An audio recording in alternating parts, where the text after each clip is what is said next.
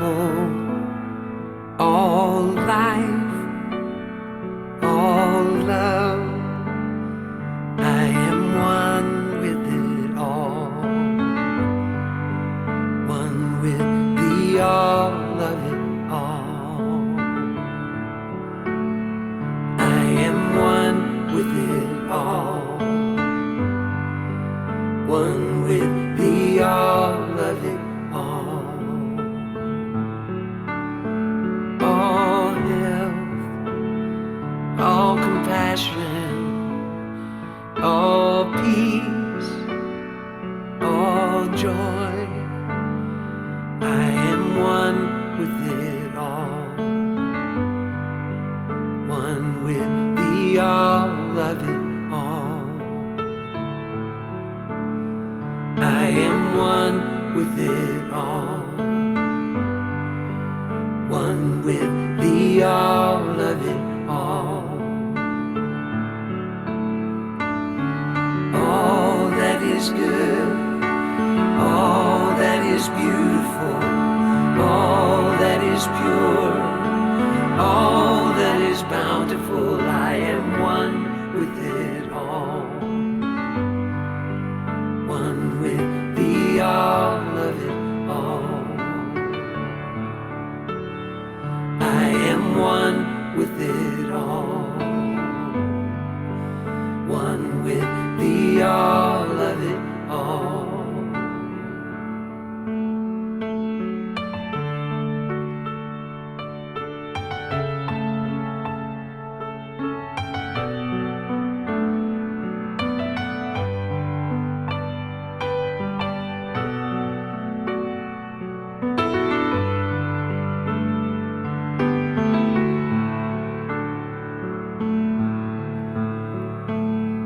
All things, all people, all life, all love. I am one with it all, one with the all of it all.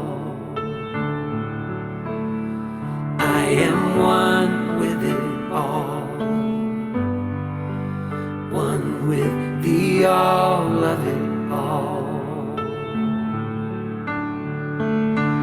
All that is good, all that is beautiful, all that is pure, all that is bountiful. I am one with it all, one with the all of it all. I am one with it all, one with the all of it all. The all of it all is all that there is. The all of it all is all that there is. The all of it all is all that there is. The all of it all is all that there is. I am one with it all, one with the all of it all. I am one with it all, one with the all of it all. I am one with it all, one with the all of it all. I am one with it all, one with the all of it all.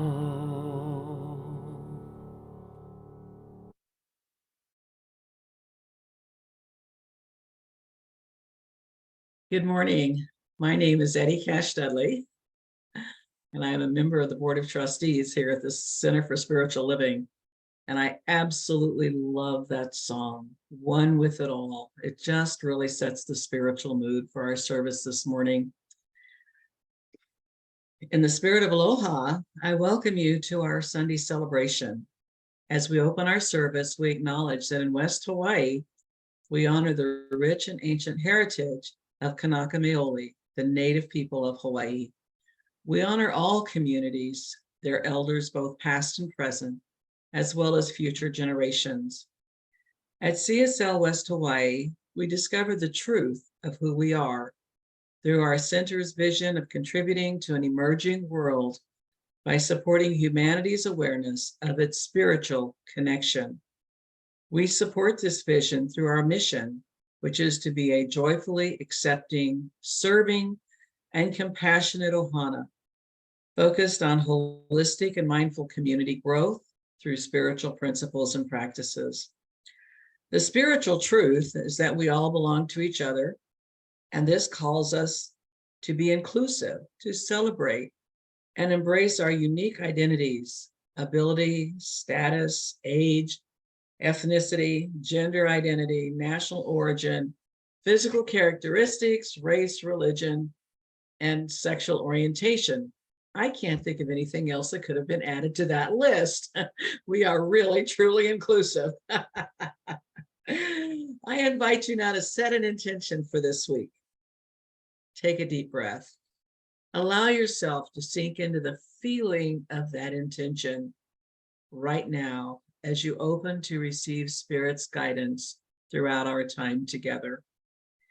As our founder, Dr. Ernest Holmes, taught, in principle, the great religions of the world do not differ as much as they appear to.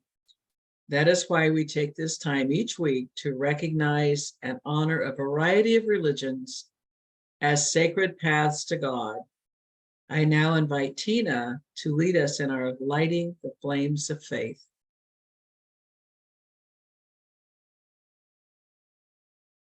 I don't know if you can read lips. Let's see here. Lighting the candles of faith. We perform this ceremony each Sunday to promote the universal consciousness of life, which acknowledges that all people, all faiths, all sentient beings come from the one great universal presence, which we call spirit. And fundamental to this truth is the unifying nature of all spiritual thought, an experience which we honor here today. We light a candle for all forms of Buddhism, honoring the Four Noble Truths and the path of compassion. We light a candle for the universal religion of Baha'i, honoring the path of unity and peace. We light a candle for the Tao, honoring the universal path of harmony and equilibrium, the natural way. We light a candle for all forms of Christianity, honoring this Christ consciousness, the path of love.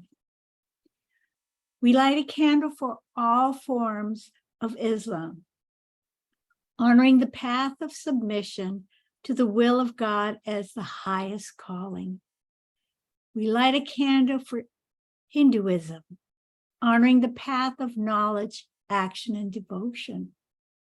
We light a candle for Judaism, honoring the ethical path of living by sacred law.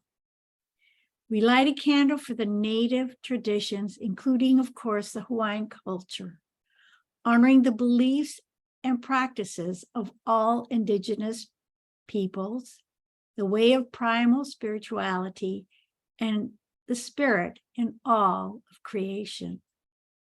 We light a candle for Confucianism, honoring the path of liberal tradition.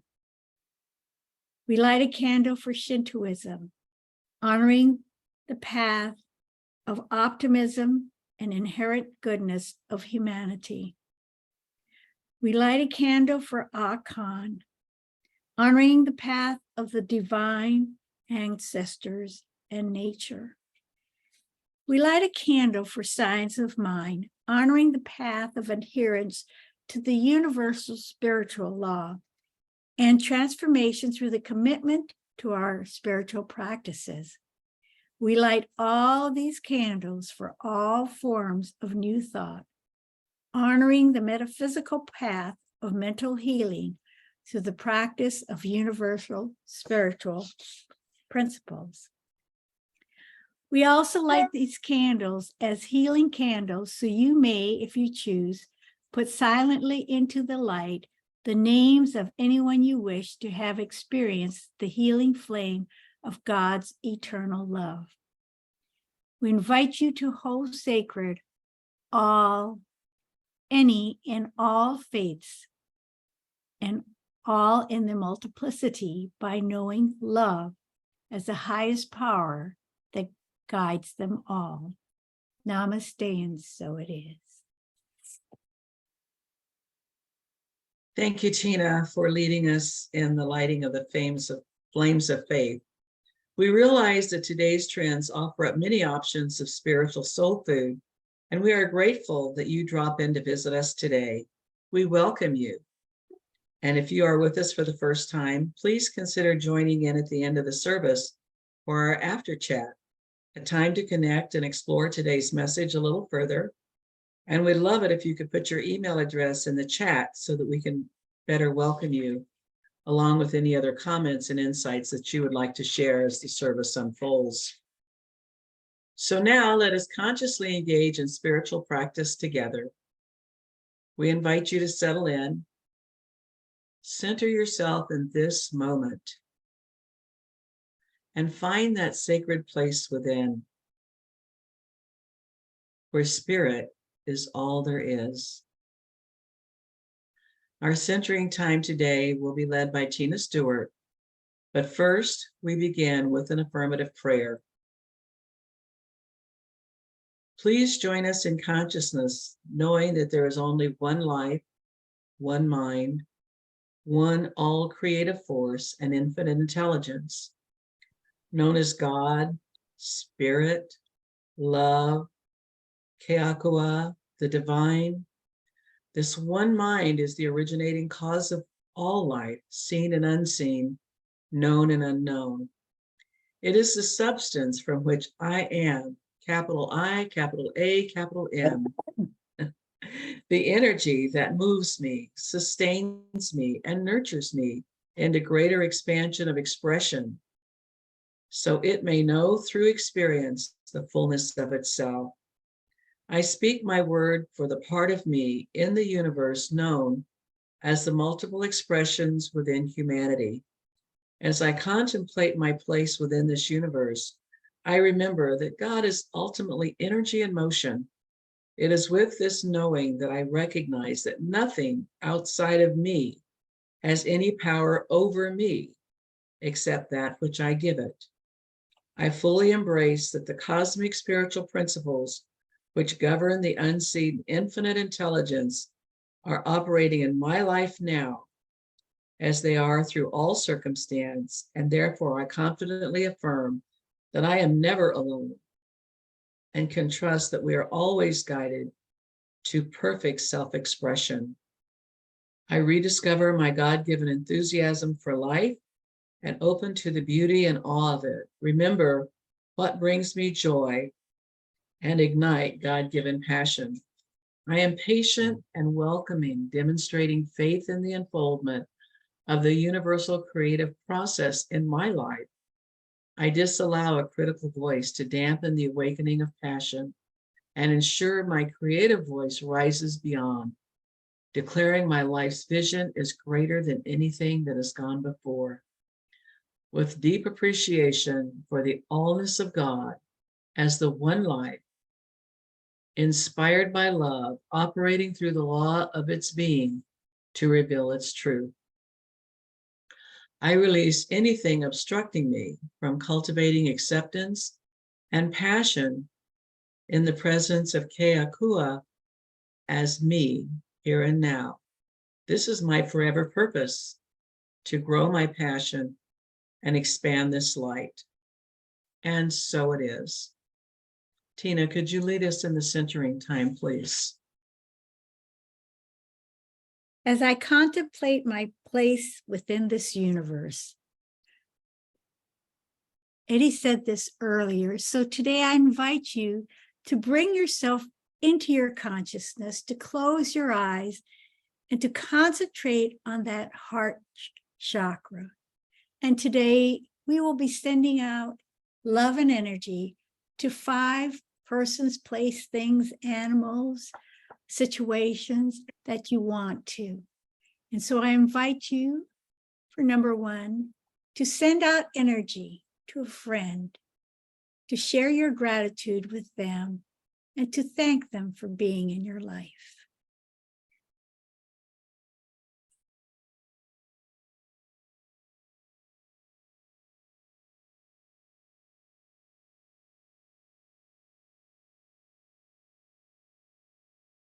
Number 2,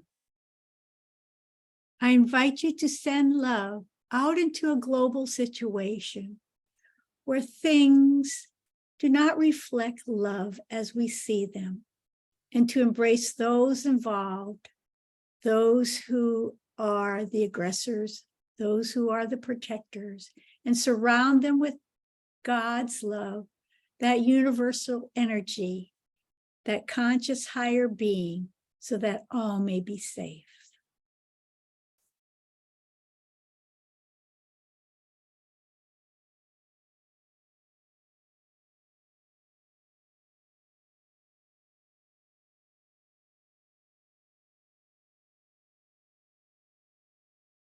Number 3, I invite you to touch your heart chakra and send it out to those friends in need, those who have temporary conditions, those who may not be living in a positive world, those who may not view life as prosperity. Share with them your gratitude and your love and God's love and prosperity.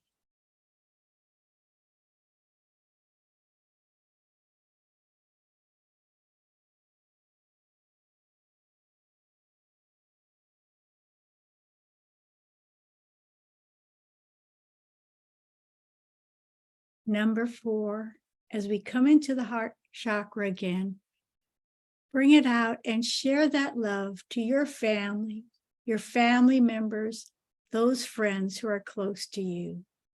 That as you embrace each other, your love for each other heals, surrounds, and comforts during times of happiness, discomfort, grief, knowing that we are all part of God's love.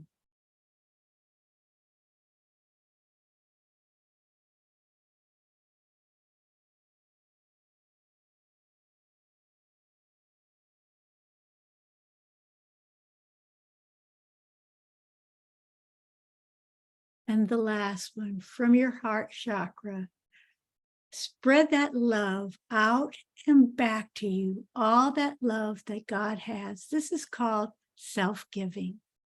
This is called caring for yourself. Surround yourself with God's love and light as you grow through this day and go through the week.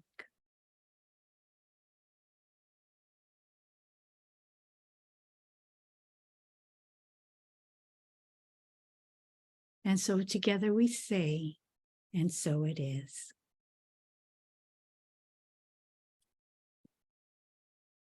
Thank you, Tina, for that beautiful time of spiritual practice. And I especially appreciate the spiritual feeling that came with that practice today of giving and receiving love. Would you like to have more of that sacred spiritual connection? Our minister is here to support you in learning to live from this place. Today is Live Music Sunday.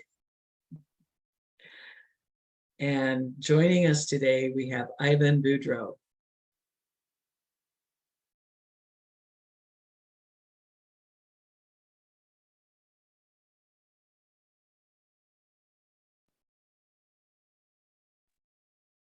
I don't think that that's the case today. I think we're going on to the, I think there's a misprint in the I was just reading my script and remembered that we didn't have anybody before the service checking out sound on music. So excuse me, just please erase what I just said. Ain't gonna happen. And now beginning our new August theme of igniting my purpose through passion, I am delighted to introduce today's speaker, Reverend Nadene Rogers, our interim minister, with her talk entitled Preparing the Vision.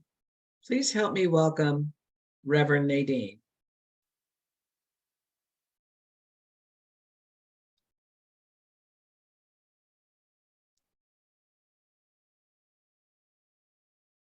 Aloha, Center for Spiritual Living, West Hawaii, and all of you tuning in from far and wide. It's really good to be with you this morning. I'm honored to be here, and I hope you're excited. Because here at CSL West Hawaii, we learn how to apply practical spirituality in our everyday lives based upon the teachings of Dr. Ernest Holmes.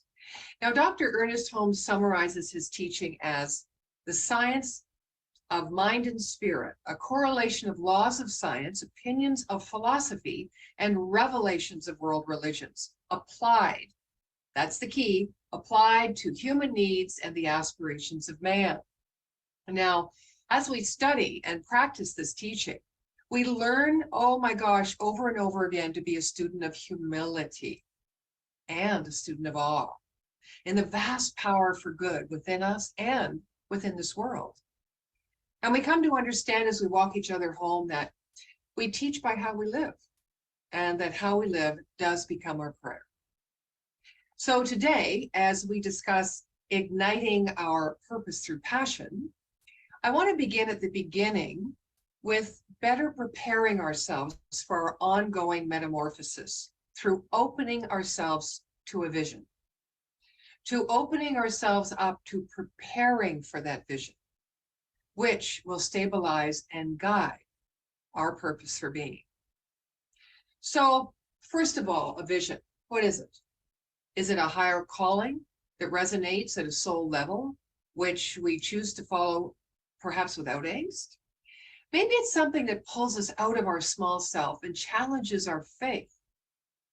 Maybe it is something that has just appeared within our own mind with no laborious searching or willfully following a set intention.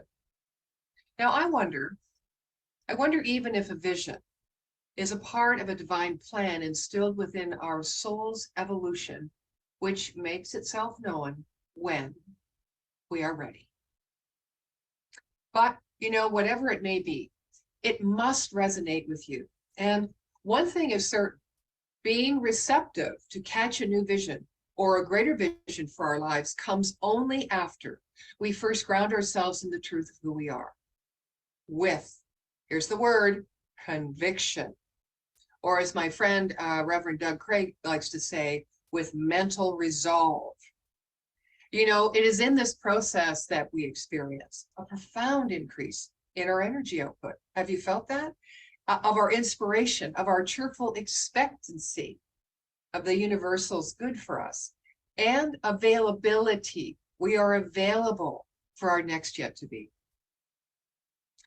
Now, if we reflect upon our history, the experience and the choices that have led to right where we are today, we will see more clearly how often our former fears and hurts have come to be a blessing, right? And indeed proved that when unwanted circumstances can be experienced without judgment, it can lead to growth. Now, we have heard the saying that often pain pushes until faith or vision pulls. And we could look at this as a spiritual variable between being motivated or being inspired. In other words, we are always seriously motivated to change our lives when we have hit the ceiling of our pain. Is it not true? Or we are seriously inspired through listening to intuitive knowing from our heart wisdom or the heart wisdom of someone else. Have you ever experienced an unfamiliar string of emotional intensity and a few explosions? I have. And I remember having decided that it was because I was imploding, like recalibrating, right along with the rest of humanity. As this world shifts and changes, we release the emotion around our coping mechanisms. I think that's true. And we pass through those thoughts of judgment and feelings of guilt coming up for air on the other side. And by honoring the movement of energy in, through, and as us, whatever it may be, we release what some may label the belly of our shadow rising, just to clear the way for acceptance and fresh vision. Dr. Holmes reminds us that God's divine plan is to let man discover for himself his spiritual nature and the power of his own beliefs to create reality. So I want to share a beautiful dragonfly story, a relevant metaphoric rendering, I think valuable to us remembering both in times of challenge and transformation, who we are, and help us build faith in this universal creative process that is actually impersonal and very affirmative, I should say. So this story is from the Gene Keys, written by Richard Rudd, and it goes like this. Dragonflies spend much of their early lives underwater. As underwater insects, they are known as nymphs. And unlike most pond insects, they do not have to come to the surface for air. Now, during this stage of its life, the nymph goes through a series of molts, stages of maturity, in which it sheds its skin, but still remains as a nymph. Now, these stages of the insect's life can last several years, and during this time, it has no idea whatsoever of what kind of future lies ahead. It is undergoing a series of hidden mutations, and then one day, all of a sudden, some sleeping gene deep within is triggered, and the nymph does something totally out of character. It finds the stalk of a nearby plant and climbs out of the water. And for the first time in its life, it tastes the air and it smells the air and it feels the direct sunlight. And the sunlight begins to work on it, catalyzing what will be its final molt. It is at this stage that the true magic occurs. As the advanced creature hidden within the nymph cracks the outer larval skin, and over a period of several hours, 4 crumpled wings appear, and the distinct slender thorax begins to uncurl. Now, what is of great metaphoric relevance at this stage concerns the element of water. So let's pay attention to that, because as the emerging butterfly rises out of the element of water and prepares to be reborn into a new life in the element of air, the water that lies within its body becomes the key to the transformation process. The water that lies within its body, water, motion, emotion, becomes the key to the transformation process. And through a process of hydraulics, the water within the nymph's body is pumped into the emerging wings and thorax, causing them to unfurl and spread out for the first time. Now, the dragonfly assumes its aerodynamic shape by means of the water from its old life. This water is what drives its mutation from nymph to dragonfly. As soon as all the water is expended and the dragonfly is fully extended, it takes to the air and it begins its new life. Now, this life cycle of the dragonfly is a perfect metaphor for the awakening of the gift and essence of freedom, the freedom that we were born with. The raw energy of our emotions becomes the vehicle for the unfurling of our future awareness. And once that awareness is born, our lives exist forever on a higher plane than what has gone before. So how can we move into living our lives feeling inspired and pulled by a vision? Well, we prepare the way. And one of the best ways I know how to prepare the way for me, despite what I think it might be, sometimes my go-to place is the visual of hanging out an all are welcome sign. For me, that means like set a place at the table for my perceived obstacles, my shadows, my enemies, my smallest nuance, and my worst nightmare. But mine, set it with love and the willingness to trust in the law of cause and effect, meaning each of us must be accountable for how we participate in causing our own results. Okay, so say the sign is out, and now what do? We wait. Enter the first guest. Not the one you would hope for, or intended, or faithfully prayed for, and just notice your reaction in your thought, in your feeling, and how you might want to push it away. And then instead surprise yourself and say, welcome, come on in and let's have that conversation and see if we can't meet in the middle as somewhere to begin. Now, we perceive conflict where oftentimes there isn't. Rather, it is yes, you know, the word projection of our own thoughts and belief system, reflecting its, well, sometimes haunting face right back to us. And sometimes it reflects as perceived love. When the true blessing, our opportunity to come home to ourselves most truly, is hiding beneath this perceived love. In either case, avoiding conflict is a privilege for many, and this choice does not a compassionate and equitable soul or society make. We are all painfully aware of what happens when we avoid the inevitable decisions we must make in our lives. When in matters of society, the least of us doesn't speak up to injustice. It ripples outward, gathering a fast spreading moss of dissent, separation, resistance, and even retaliation.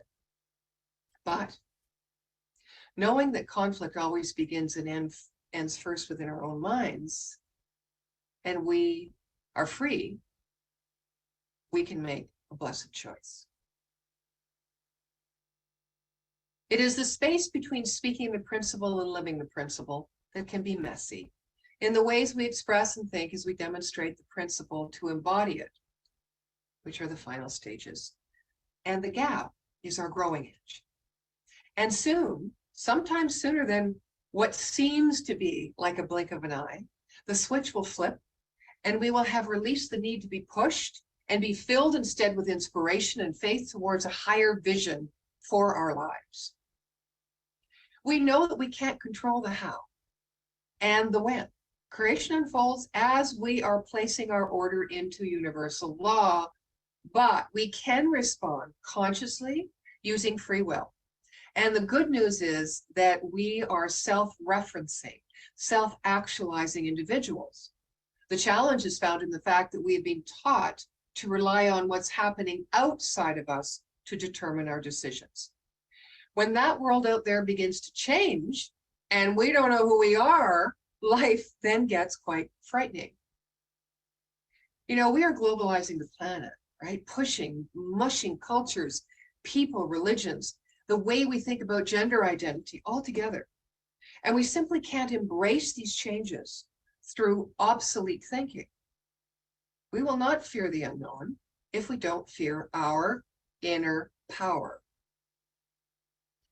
I believe there's wisdom in uncertainty. A colleague of mine, Dr. Dennis Merritt Jones, actually wrote a book on it, The Art of Uncertainty. Because in the uncertainty, you can find freedom to create anything you desire. It is the fertile ground of pure creativity and freedom.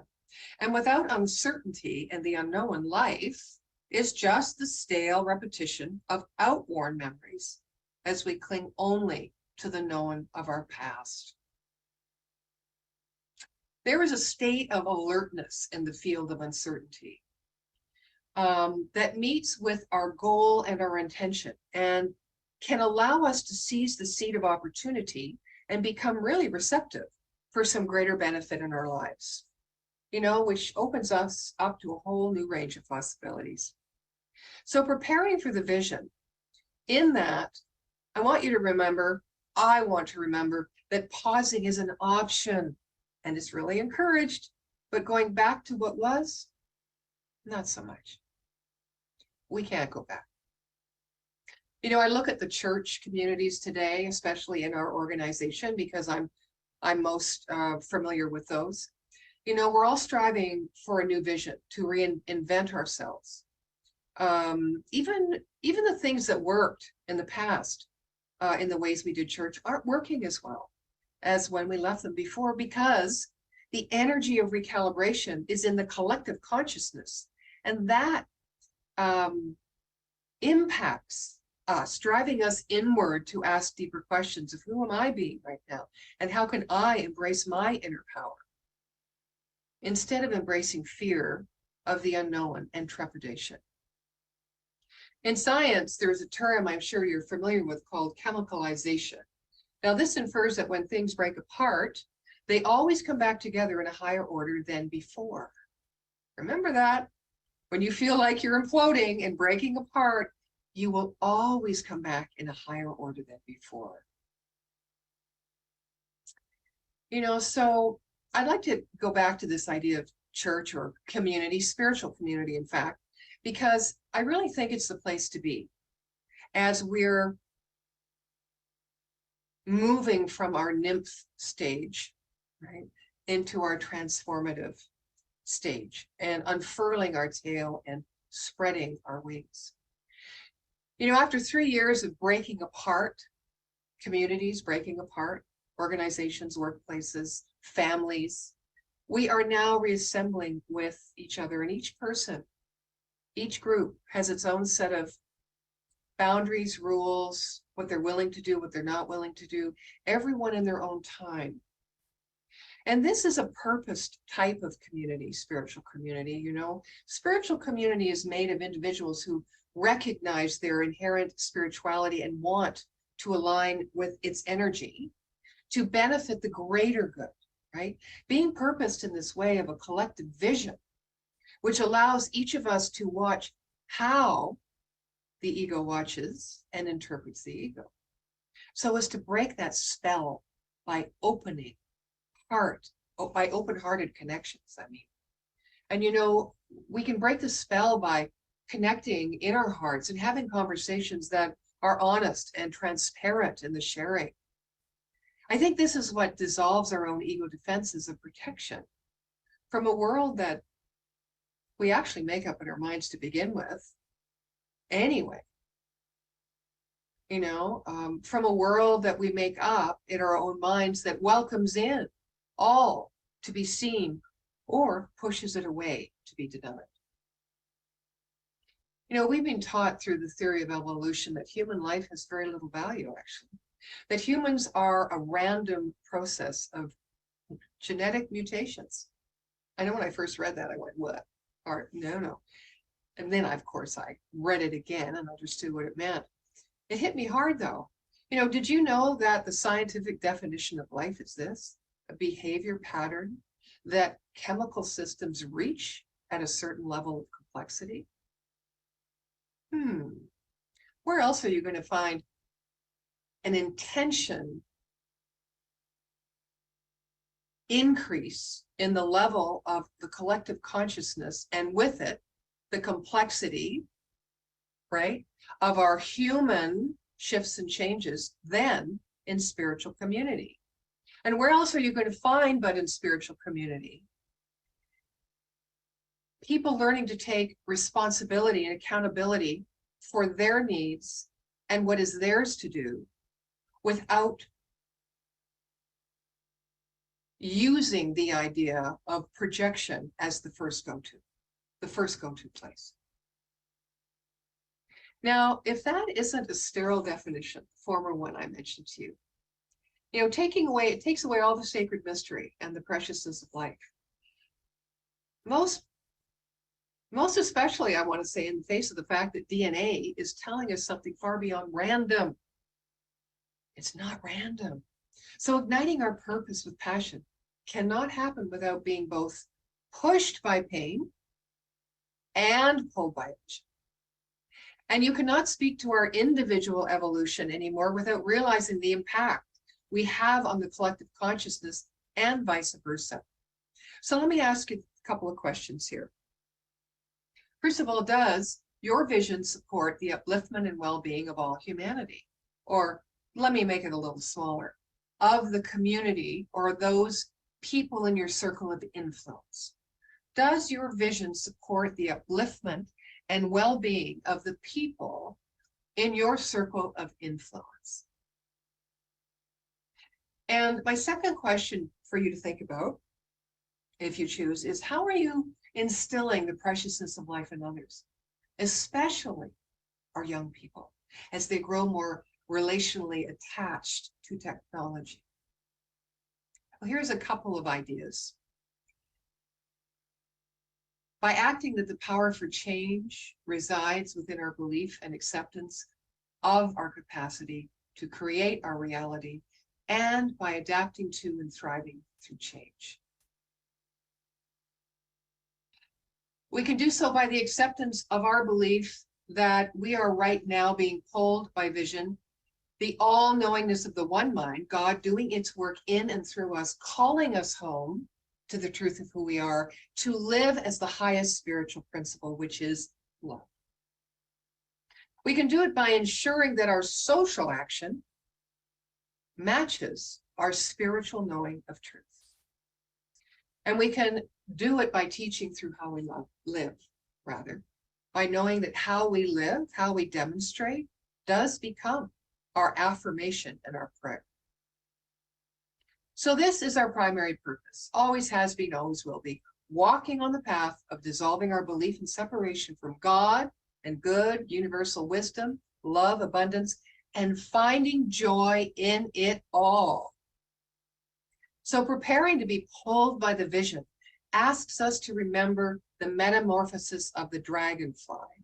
When we feel like flying the coop and compassionately holding space for ourselves and time, knowing that the water of life or spirit is required to fill our cells in order for us to shed our nymph-like state and fly.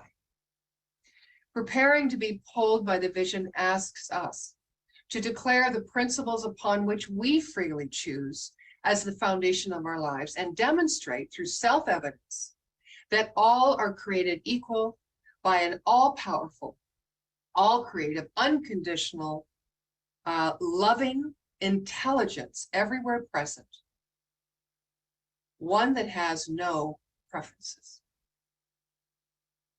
Now, if these ideas seem too lofty, then perhaps your ego is in the driver's seat at this moment.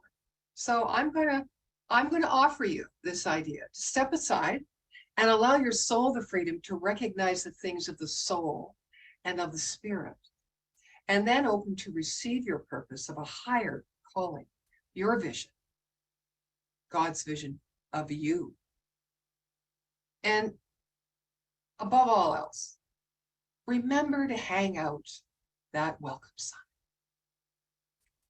Thanks for joining us today. Life is such a blessing, and so are you, and so it is.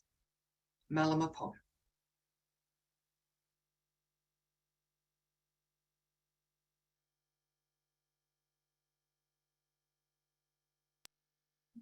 Thank you, Reverend Nadine, for that inspiring message.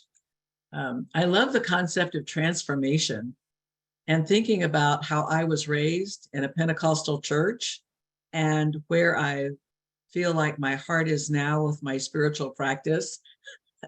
That feels like a real big transformation for me.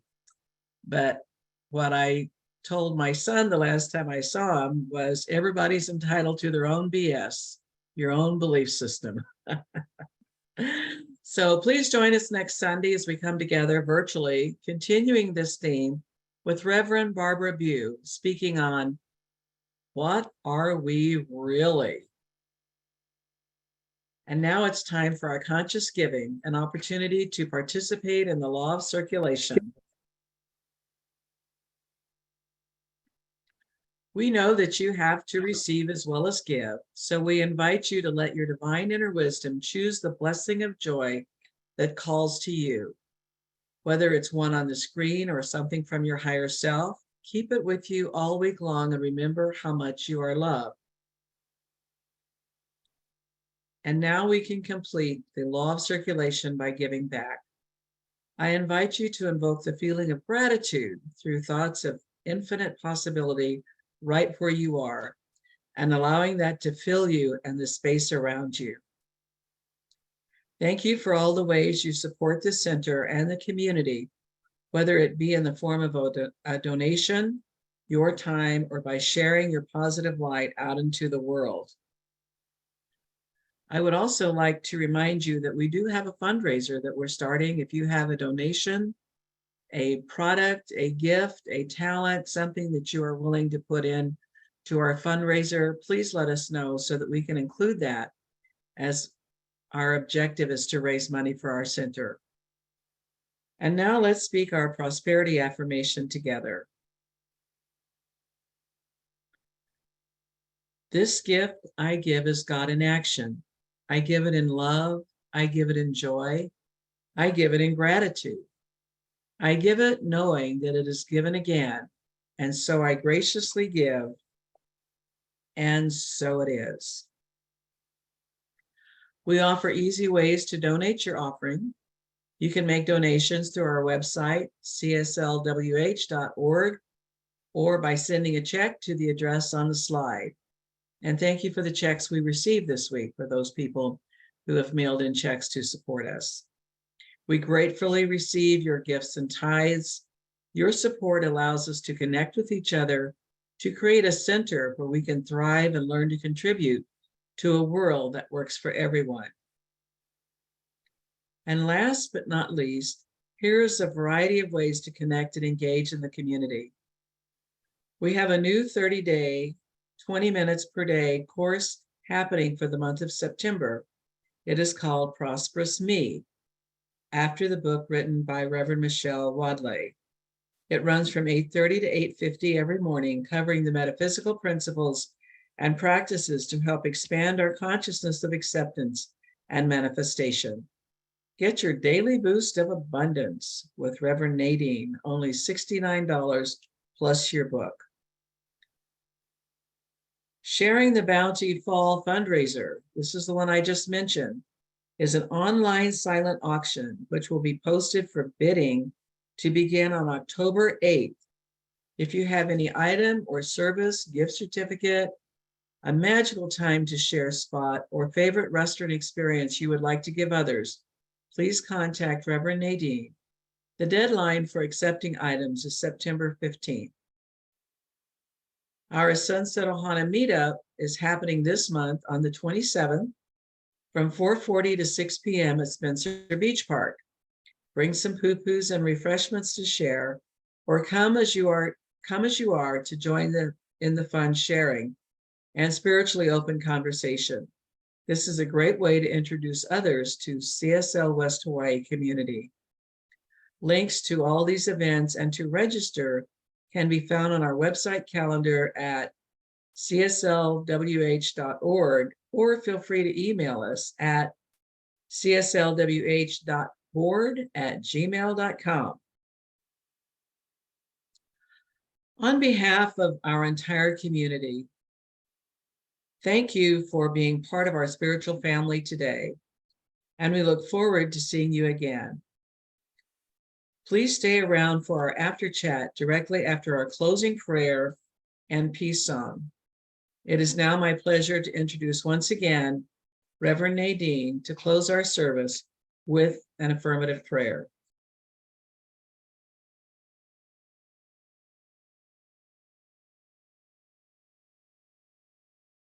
So everyone, let's just join together in consciousness, knowing that our lives are so blessed, they're so full, and we have this beautiful freedom of choice inside of us to move upon, as God moves upon life from moving within itself, every idea that we can conceive that is also buoyed up by our intentionality for not only our highest and best, but for the highest and best for all.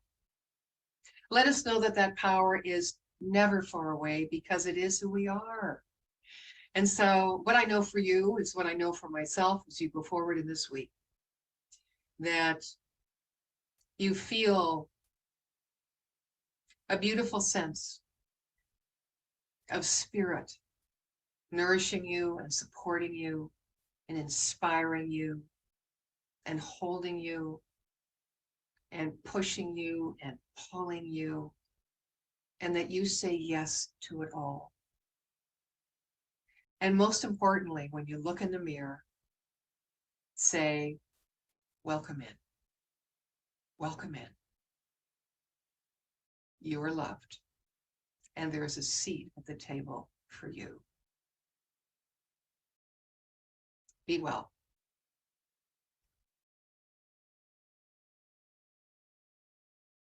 Thank you. Now we're going to sing the peace song. Thank you for coming in today, and we look forward to seeing you again next week. And let's all sing the peace song. You can unmute yourself and sing it out loud, especially Pam, who has a wonderful voice. And then we'll have the after chat.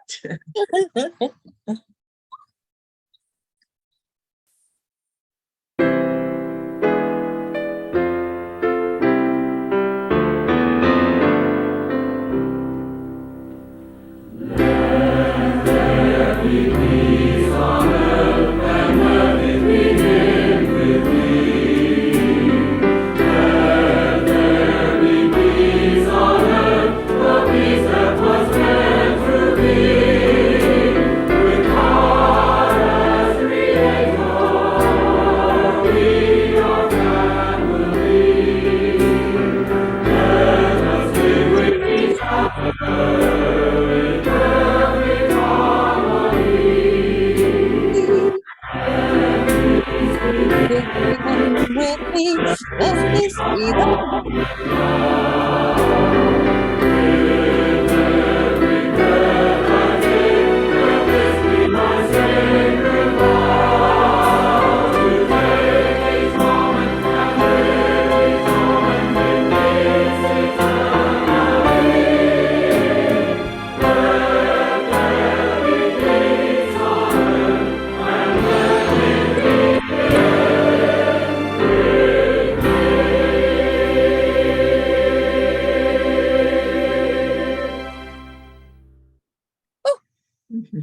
Thank you, Pam. I heard you.